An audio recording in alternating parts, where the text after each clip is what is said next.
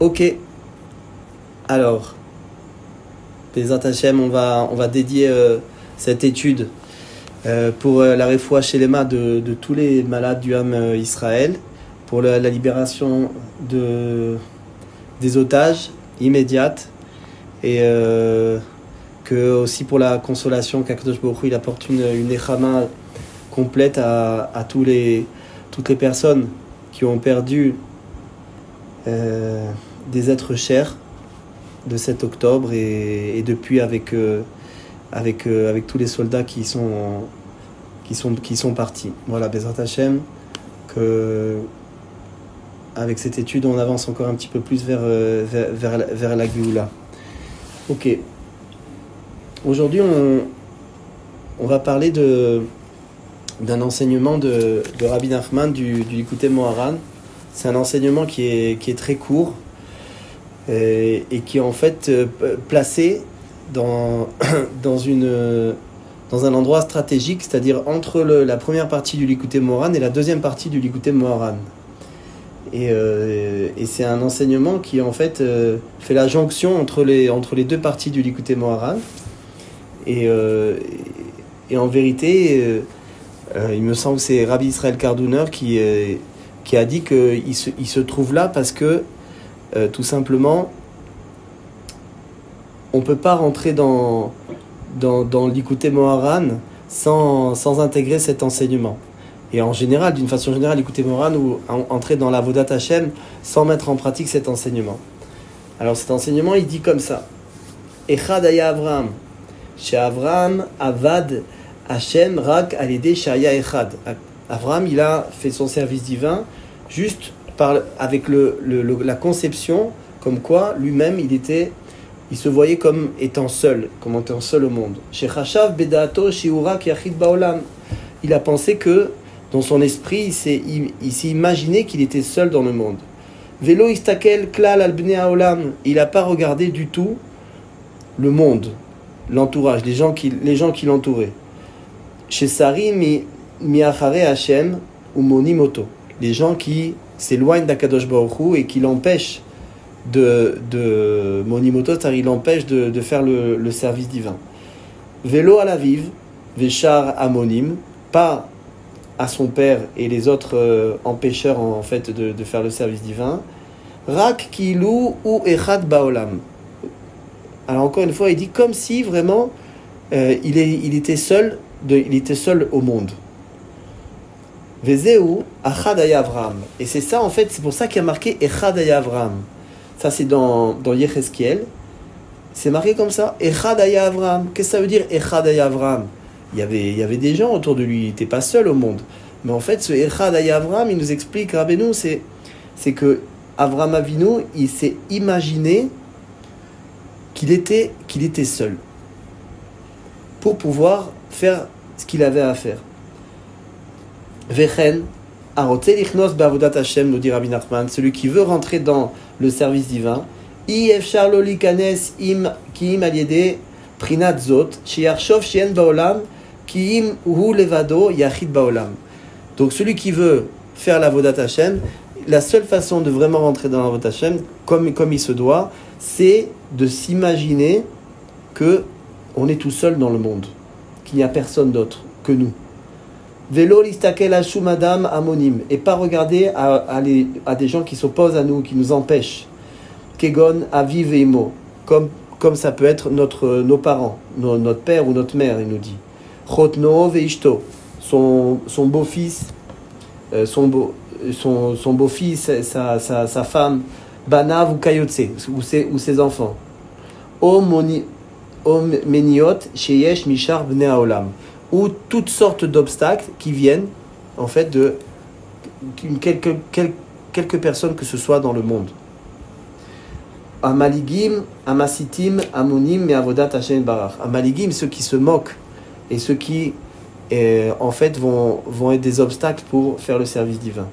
Vetzarir, et il faut shelo yachush vistakel alem klal, il faut pas du tout regarder, c'est-à-dire considérer, prendre en considération tous ces gens. Donc il a bien précisé Rabbi Nachman, on parle des amis, on parle de l'entourage, on parle de proches, ça peut être le père, la mère, les enfants, bref, il inclut tout le monde.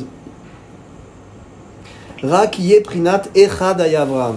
Rien qui sera, on doit être comme c'est marqué echad ay Avram, kilou ou yachid baolam, il nous répète, comme si on était seul au monde, seul face au monde. Ok. Donc en fait, qu'est-ce qu'il veut nous dire Rabbi Nachman? Alors Bezrat Hashem, on va relier ça déjà au début du Shulchan Aruch. C'est marqué, c'est connu que c'est marqué qu'on doit faire son service divin en ne faisant pas attention, comme il le dit ici, à ceux qui se moquent. Ceux qui se moquent et ceux qui nous font honte, ceux qui essayent de nous intimider. Pourquoi? Parce qu'en fait, on a une honte qui est la honte de faire quelque chose devant les autres, de faire quelque chose qui est éventuellement quelque chose que ne font pas les autres. Il y a ce qu'on appelle une pression sociale. Cette pression sociale, elle fait qu'on a un entourage, un ensemble de gens qui agissent autour de nous et qui vont dans une certaine direction et qui ont un certain état d'esprit, une certaine mentalité, une certaine façon de voir les choses. Et maintenant, moi, d'un coup, mon judaïsme, il va me dire de porter un chapeau, par exemple. Ou il va me dire de porter une kippa. Ou il va me dire un peu comme le mouvement Breslev par rapport aux autres mouvements. Quoi? Il est un peu seul. Le mouvement Breslev, à la base, il était un peu seul par rapport aux autres mouvements. Bien sûr. Bien sûr. Breslev, c'est un mouvement qui est non seulement seul, mais en plus avec une farouche opposition qui existe toujours aujourd'hui, mais qui était à une époque... c'était carrément la chasse aux sorcières à une époque Breslev. Oui, Rabbi Israël Berodesser, il raconte vraiment tout ce qu'il a passé, comment lui-même, c'est un très bon exemple que tu prends, Jonathan, que Rabbi Israël, il a dit qu'il était seul au monde, il n'avait plus d'amis. Il avait plus du tout d'amis, c'est-à-dire qu'il était complètement isolé. Son père, quand il a appris, on lui a dit qu'il se rapprochait de Breslev, il a dit non, mais il me fait tellement de kavod que c'est pas possible, il va pas devenir Breslev. Je vais lui parler, il va pas devenir Breslev. Alors son père, il lui a dit regarde, parce que Rabbi Israël, il était Karlin, de la Chassidoute Karlin. Alors il lui a dit regarde, je comprends, tu veux pas rester Karlin, il n'y a pas de problème. Mais écoute, tu choisis n'importe quelle Chassidoute, sauf Breslev. Et Rabbi Israël, il lui a répondu non, moi je prends que Breslev. Et Rabbi Israël, c'est-à-dire que il a choisi la seule chassidoute que son père il lui a dit je veux pas celle-là. Son père il était d'accord à la limite pour qu'il change. Il a compris bon on peut changer puis avoir une crise etc. Et il lui a pointé du doigt, il lui a dit celle-là il faut pas. Il lui a dit non mais c'est celle-là que je veux, pas les autres. Il y a que celle-là que je veux. Sur ça je peux pas.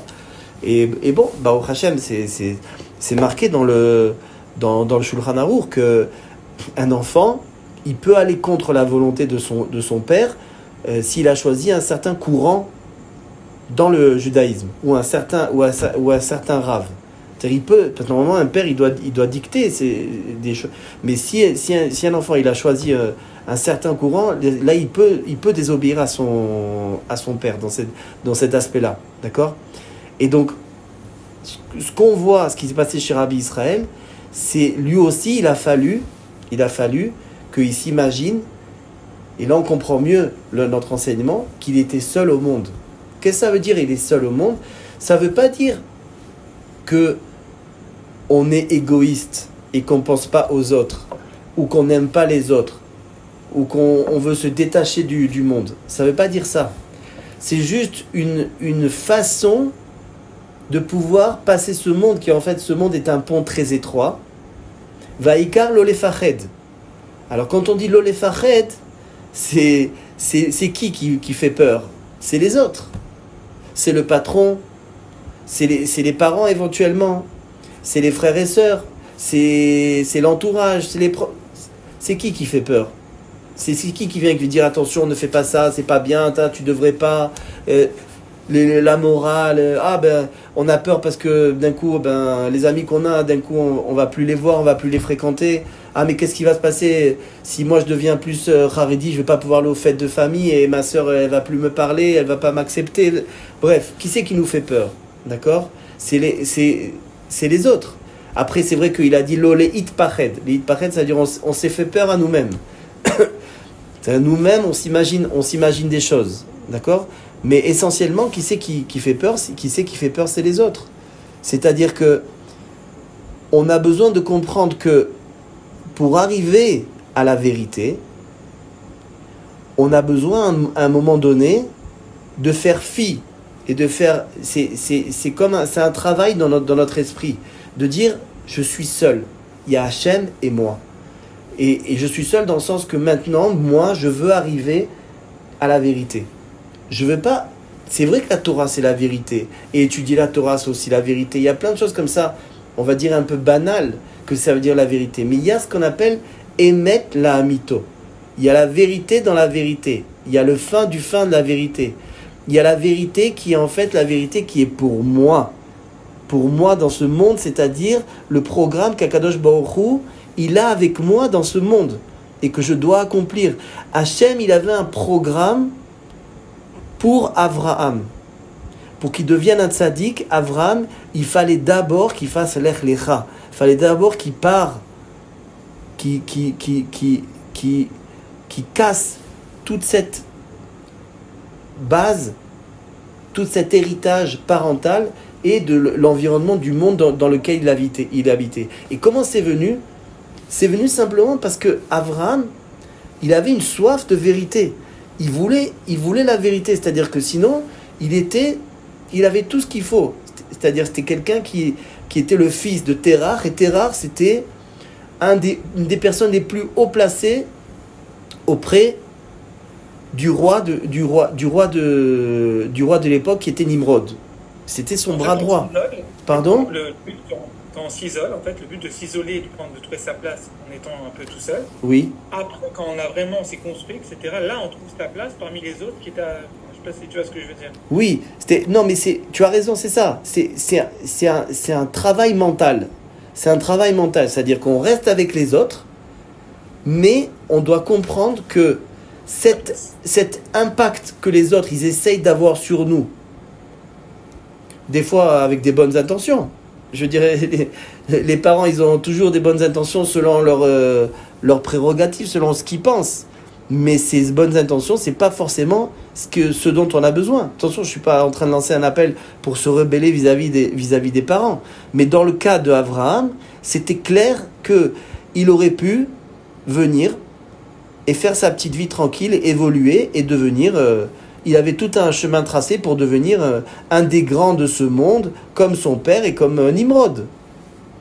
Mais dans la Vodazara. Comme son père, il trempait dans la Vodazara, et comme Nimrod, que lui-même, il s'était fait lui-même à Vodazara. Donc en fait, sa soif de vérité et d'authenticité et de trouver la vérité dans ce monde, elle a fait que il est arrivé de lui-même, par lui-même, à des conclusions, mais ces conclusions, il n'aurait jamais pu y arriver, jamais on lui aurait pu révéler, si il avait pris en considération que lui, il vivait parmi tout ça, et qu'en fait, quelque part, il fallait vivre avec son époque, vivre avec la famille dans laquelle Hachem il avait mis. Vous comprenez? C'est-à-dire que Hachem, il nous jette dans un endroit, dans une certaine famille, dans un certain contexte, une certaine époque, un certain moment, une certaine génération, et nous on se réveille, on évolue, on dit c'est ça ma vie, c'est ça ma vie. Non, c'est pas forcément ça ta vie, ça dépend.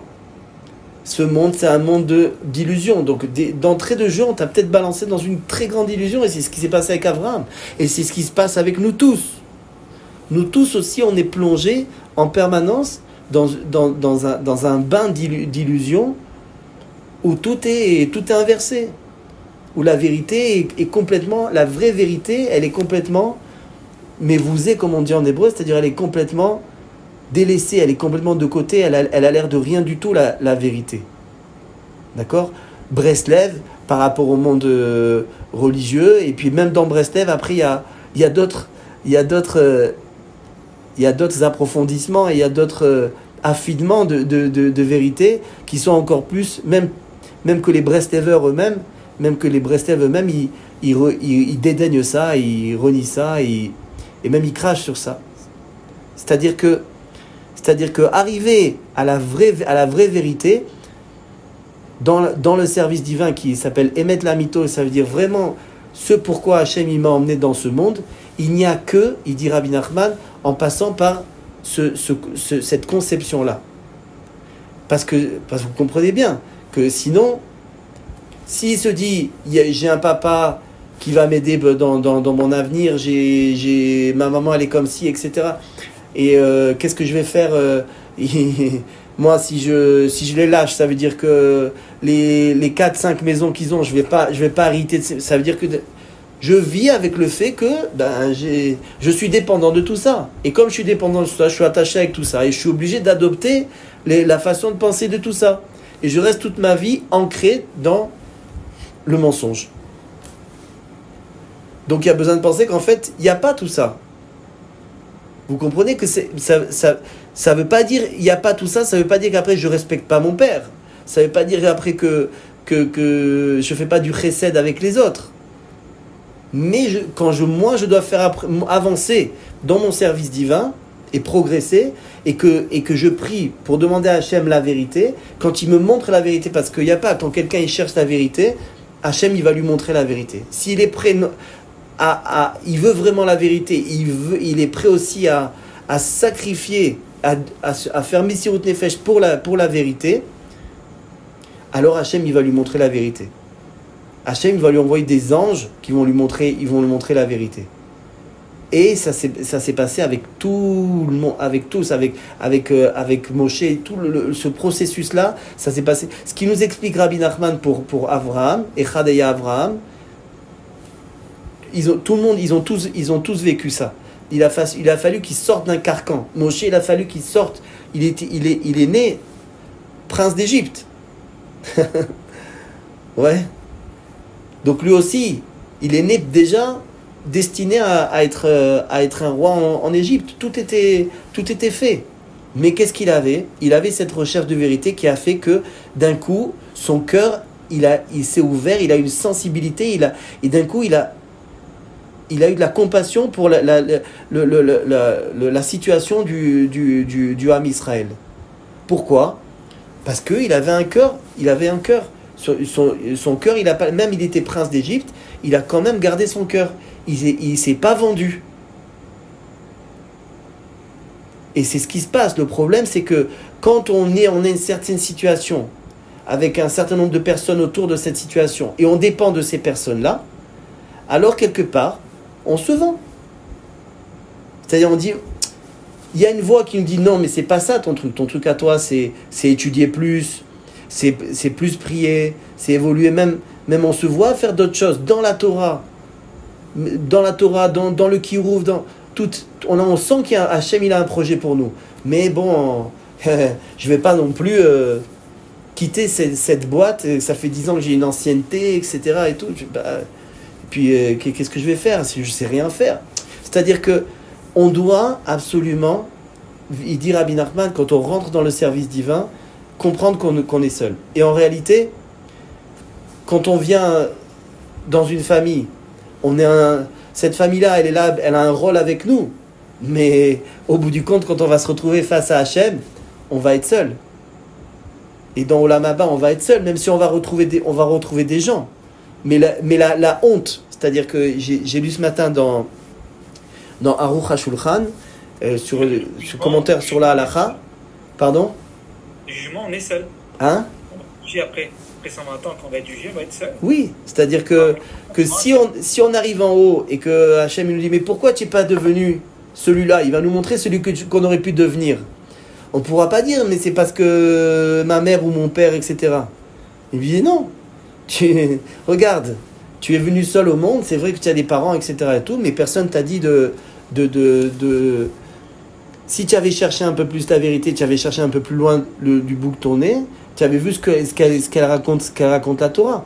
La Torah, elle raconte que des gens qui se sont extirpés. Que Avraham Avinu, il a tellement cherché la vérité qu'il a eu un ange qui est venu lui apprendre la Torah, et après il a commencé à avoir des perceptions, il a commencé à voir des choses.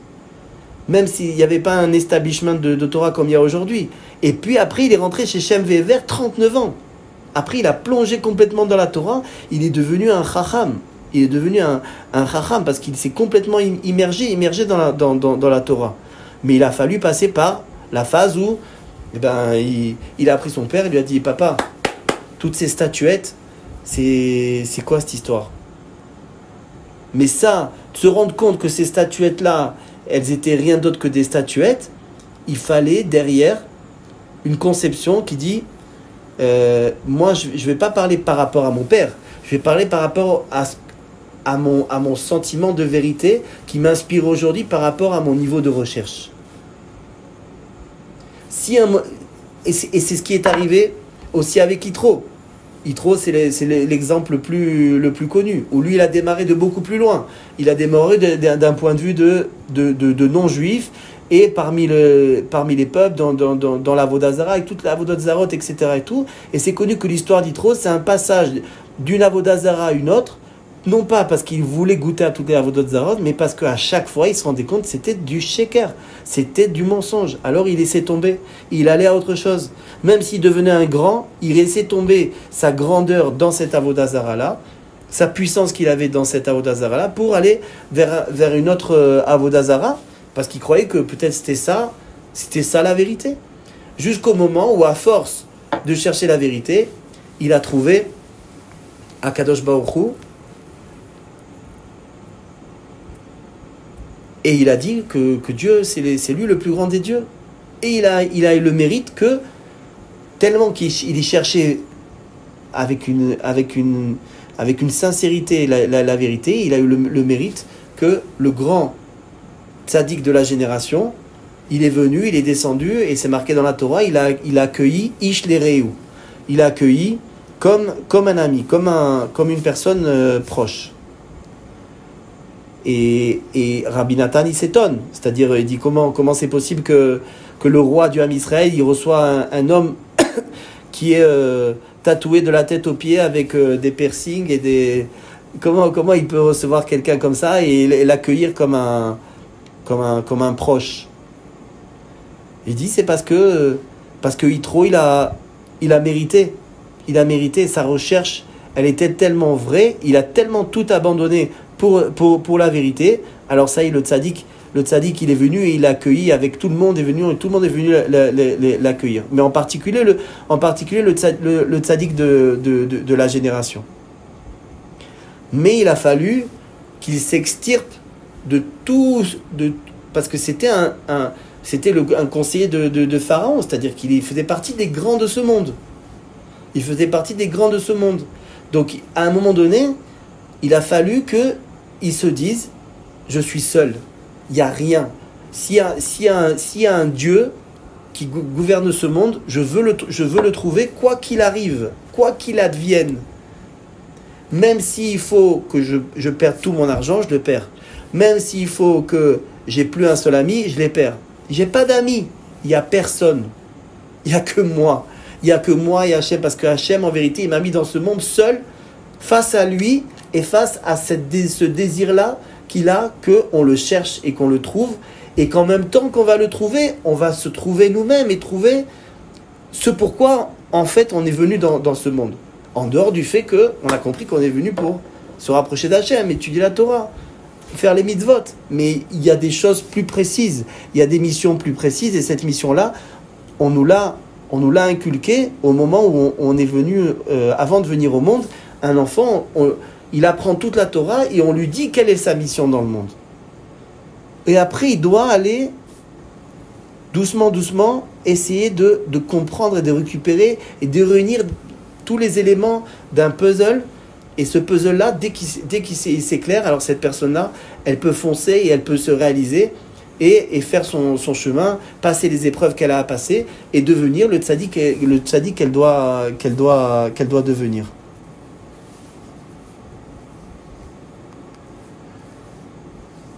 Et en fait, on voit que l'attitude, c'est ce que nous dit Rabbi Nachman, c'est qu'on doit s'attacher à la Emouna.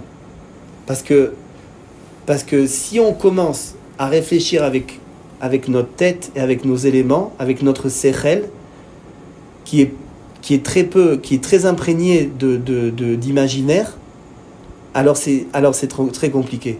Le mode, c'est-à-dire que, vous savez, comme une barque, par exemple. Une barque, il y a des rames et il y a un moteur. Alors il faut comprendre que nous aussi, on a des modes de fonctionnement pour avancer. Il y a le moteur et il y a la rame, d'accord ? Il y a la rame, c'est notre cerveau, et il y a le moteur. Le moteur, c'est la Emouna. Donc on doit être toujours sur un mode Emouna. C'est-à-dire que c'est la Emouna en permanence qui doit nous guider. Là, parce que sinon, c'est pas possible. Ce que je suis en train de raconter, c'est un truc de fou. On est en train d'essayer d'expliquer une notion qui est complètement folle. C'est-à-dire, si on s'amuse comme ça à parler à des gens et leur dire oui, on est en fait seul dans le monde, etc. Tout ça, les gens, c'est incompréhensible. Pourtant Rabbeinu, il le met entre les deux, entre l'Ikouté Moharan partie 1 et partie 2. Et c'est clair que c'est quelque chose de... Ça veut dire quelque chose. Ça veut dire que c'est fondamental. C'est fondamental de comprendre que il n'y a que en s'attachant, en voulant s'attacher à la vérité, qu'on arrive à un moment donné à trouver la vérité qui est en fait le tzaddik.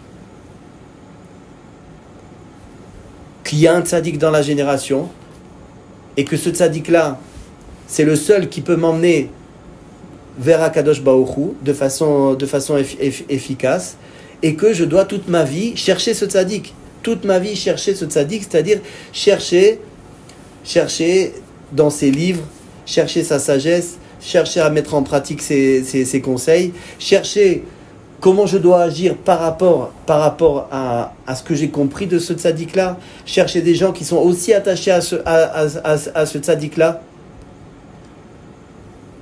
Oui, Avraham Avinu, il s'est attaché à lui-même, c'était lui ce tzaddik-là.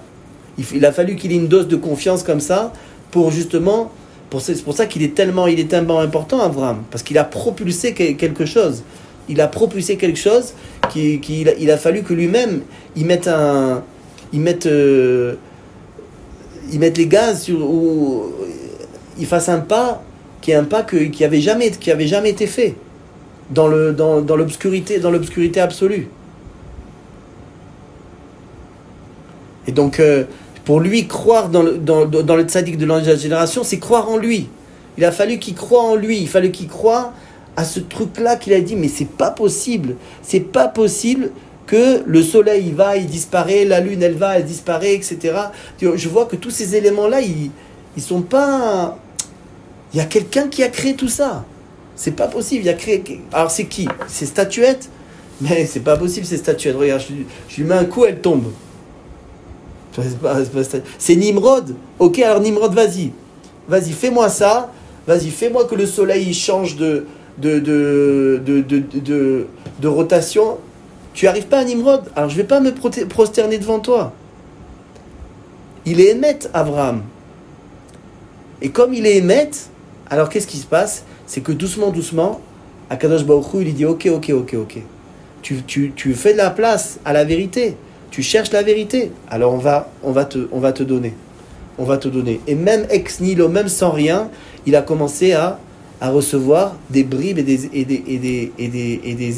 des sensations et des compréhensions, etc. Il a commencé déjà à étudier la Torah parce qu'il avait une soif de vérité. Et bien que tous les juifs sont des pierres précieuses et que notre but c'est de vivre ensemble Béchalom et d'aimer tous les juifs et d'avoir Avat Israël, etc. On doit aussi faire attention à une chose, c'est que un autre juif, il peut être aussi, entre guillemets, une sorte d'ennemi pour moi. Pourquoi ? Parce que il dit Rabbi Nachman que une autre personne, un autre qui s'approche de moi, qui me parle, s'il est plus grand que moi, son Yetzer Hatov, entre parenthèses, celui qui peut allumer la caméra, c'est bien que c'est vrai que c'est un cours sur Echad et Avra, mais moi je sais Echad et Aaron, mais vous êtes là, mais j'aime bien vous voir, ceux qui peuvent. Hein. Et je referme la parenthèse. Donc,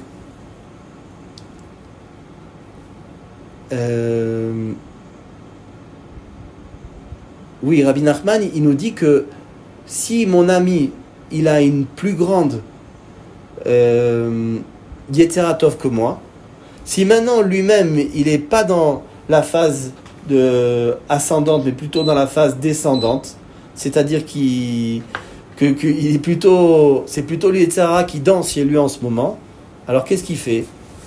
Il peut me faire beaucoup de mal. Il peut m'embarquer parce qu'il est plus fort que moi en fait. Il a une puissance de feu qui est plus grande que moi et il peut m'embarquer moi-même dans la mauvaise direction. Et pourtant a priori c'est un ami. D'accord? Rabbi Nachman dans la Torah Aïn, il nous dit que il y a une force qui est le tzaddik, et le tzaddik il a la force d'attraction. Il attire le monde entier à lui. Toute la bénédiction, elle provient de lui et elle est sur lui et elle vient à lui. On voit avec Yosef ou Amashbir, Yosef c'est lui qui était le bras droit de Pharaon et il était, grâce à ses conseils, l'Égypte est devenue le grenier du monde et donc tout le monde venait vers Yosef pour demander à manger. Donc il était Amashbir, il était celui qui était le centre d'alimentation du monde. La bénédiction du monde, elle venait à partir de lui. Hanina, Bni, de Shabbat le Shabbat, il mange un karouv, et Kol haolam nizon alidei Hanina, et le monde entier, il mange par son mérite. Ok? Il y a une notion qui est un tzaddik, qui est le tzaddik Yesod Olam, et comme il est fondement du monde, il est comme la terre qui est le fondement du monde. La terre est le fondement du monde. Comme la terre est le fondement de l'existence sur terre, la terre, c'est-à-dire le globe terrestre, elle a une force d'attraction. Comme elle a une force d'attraction, le tzaddik qui est aussi le fondement du monde, comme c'est marqué, le roi Shlomo il a dit Ve tzaddik yesod olam. Et le tzaddik est le fondement du monde. Pourquoi il est le fondement du monde?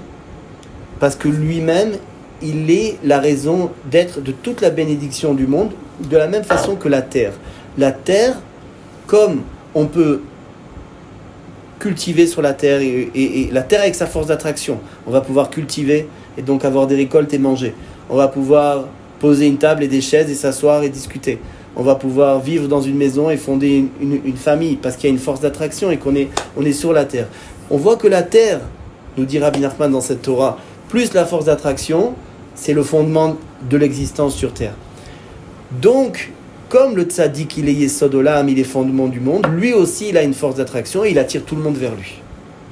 Tout le monde est attiré de façon inéluctable vers le tzaddik de la génération.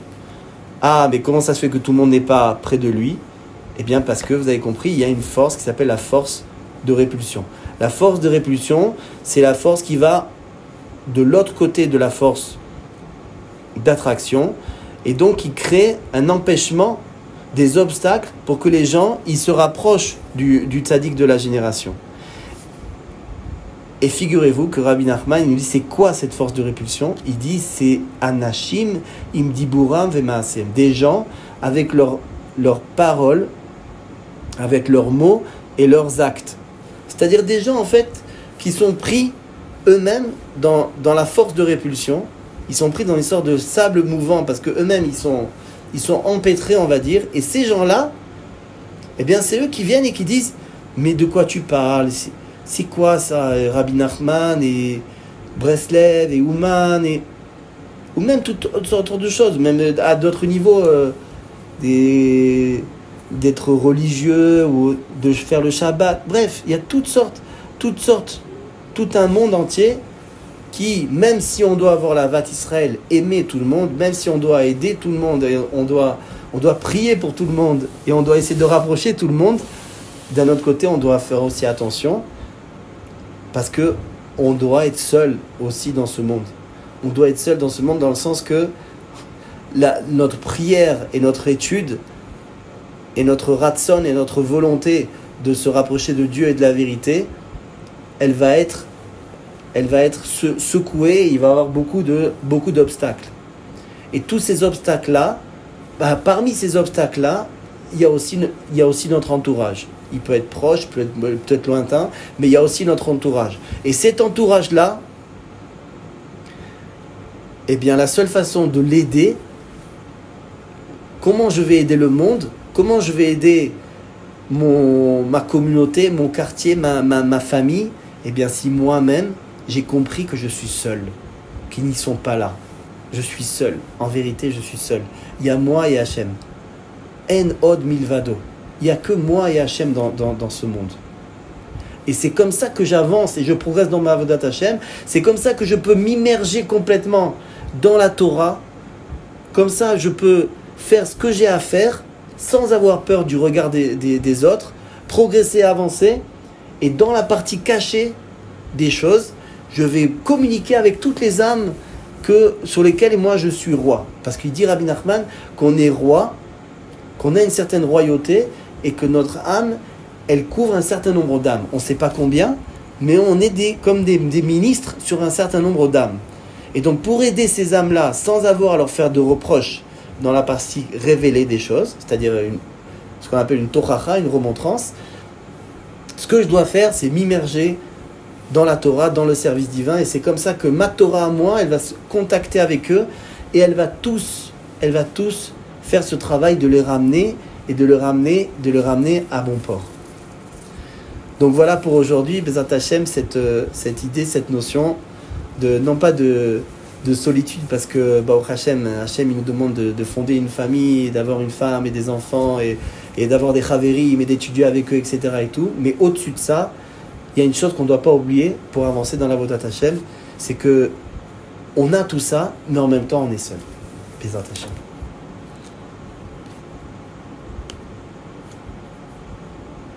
Recording stopped. Un petit moussard pour toute la semaine quand on est confronté à des influences, etc. Oui. C'est ok. Très très bon message. Adak.